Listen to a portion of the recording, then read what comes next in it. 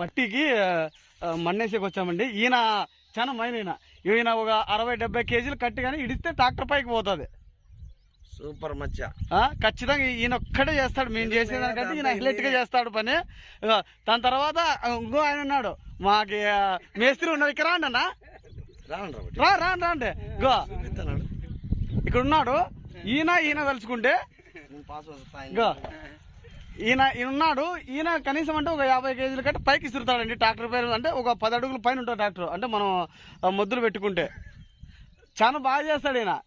ఆయనకు పోటీ ఇందాక చూపించానే, ఆయనకు పోటీ ఈయన.